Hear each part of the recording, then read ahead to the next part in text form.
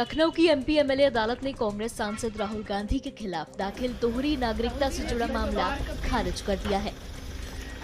ये याचिका राहुल गांधी की नागरिकता को लेकर दाखिल की गई थी, जिस पर सुनवाई के बाद अदालत ने इसे खारिज कर दिया।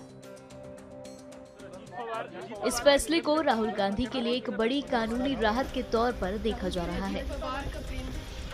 तो वहीं अब इस ऑर्डर को चैलेंज कर लखनऊ में ही राहुल गांधी के खिलाफ एक और मुकदमा दायर किया गया था। सुनिए याचिकाकर्ता ने क्या कुछ बताया।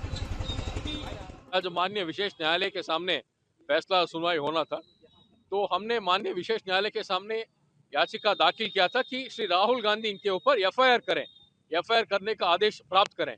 लेकिन माननीय न्यायालय को शायद ये प्रकरण के बारे में समझ नहीं आया कि हमारे याचिका हमने क्या पूछा है उनको।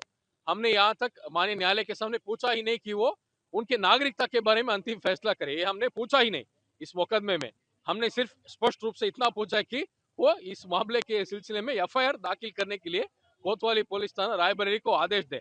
जो माननीय इलाहाबाद उच्च न्यायालय, हाई कोर्ट में और जो एकल पीठ में भी फैसला हुआ कि direction for registration of FIR, शायद माननीय न्यायालय को समझ में नहीं आया। इसलिए हमें विश्वास है और यकीन है कि जीत हमारा ही होगा मुकदमा में। हम इसलिए इस ऑर्डर का अपील कर रहे हैं, क्योंकि मुकदमा बहुत सीरियस था। शायद इसलिए माननीय न्यायालय ने रिस्क नहीं लिया इस मुकदमे में फाइनल एडजुडिकेशन और मेरिट्स करने के लिए। जी धन्यवाद। सर, जो फैसला है उससे आप संतुष्ट नजर नहीं आ रहा है, तो सर क्या फैसला? नहीं, हम बहुत संतुष्ट हैं, क्योंकि माननीय न्यायालय समझ ही नहीं पाए कि मुकदमा क्या है। तो इसलिए इनका ऑर्डर इतना स्ट्रांग नहीं है मेरिट्स में। तो इस ऑर्डर को जरूर हम शायद 2 दिन में ही हम चैलेंज करके अपील करेंगे। हमें बहुत विश्वास है, क्योंकि 30 महीने से लगातार हम लड़ रहे हैं, क्योंकि माननीय इलाहाबाद उच्च न्यायालय लखनऊ खंडपीठ ही हमारा फेवर में ऑर्डर दिया है। तो ये तो लोअर कोर्ट है। जब हाई कोर्ट ही नहीं खुद हमारे ऑर्डर पक्ष में हमने ऑर्डर दिया है, तो हमें जरूर विश्वास है और यकीन है कि जीत हमारा ही होगा मुकदमा में।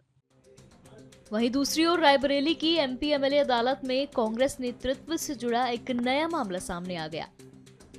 यहाँ राहुल गांधी, सोनिया गांधी, प्रियंका गांधी और 45 अन्य लोगों के खिलाफ एक याचिका दायर की गई है। याचिका में सीबीएसई स्कूल की मान्यता से जुड़े दस्तावेजों में कथित जालसाजी के आरोप लगाए गए हैं।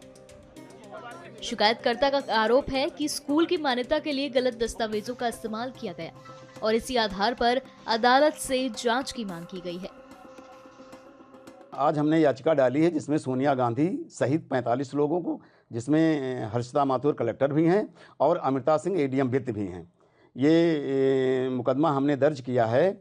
इन्होंने रमेश बहादुर सिंह जो भूमाफिया है, इसने बेली संस्कृत पाठशाला की ज़मीन, सरकारी ज़मीन और तालाब घाटा संख्या 267 की सरकारी ज़मीन पर इसने अवैध कब्जा कर रखा है, जालसाजी करके, कूटरचना करके, जिसमें ये सम्मिलित तमाम अधिकारी और कर्मचारी इसमें शामिल हैं।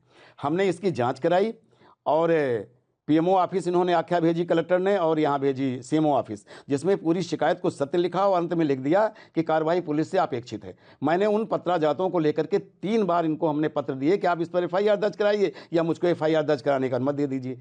तो ये हमसे मिलती नहीं है। एप्लीकेशन रख लिया, वो कूड़े में चली गई। हर्षिता माथुर जी ने उसको कहीं दर्ज भी नहीं कराया।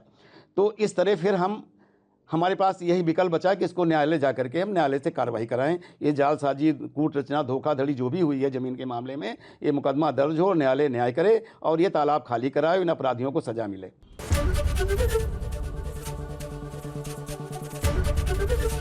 एबीपी गंगा, खबर आपकी, जुबान आपकी।